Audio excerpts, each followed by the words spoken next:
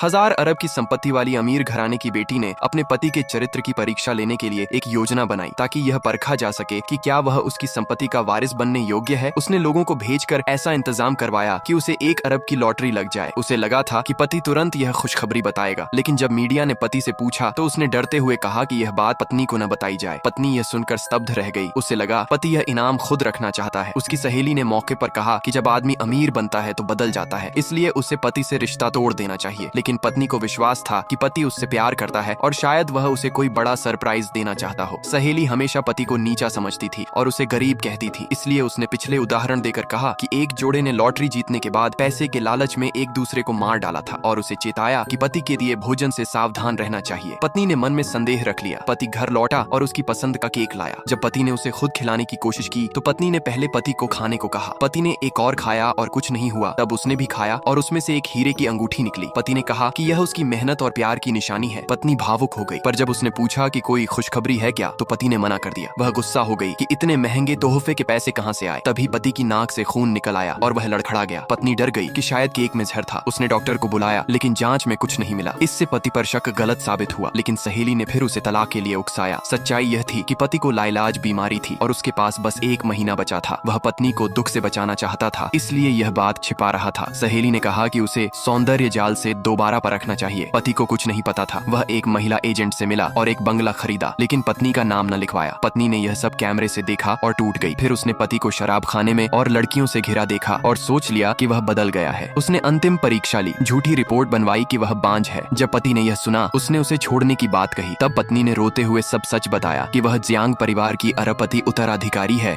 और उसने 7 साल से उसके प्यार की परीक्षा ली थी। उसने कहा कि लॉटरी, औरतें और रिपोर्ट सब उसकी परीक्षा का हिस्सा थीं। पति की लालच ने न केवल उसका प्यार और परिवार बल्कि उसकी किस्मत भी छीन ली। अंत में पत्नी ने कहा, तुमने जो खोया है वह पैसा नहीं बल्कि मेरा और हमारे बच्चे का भविष्य है। और अपने लोगों से बोली, हमारी मालकिन से बदतमीजी की सजा दो।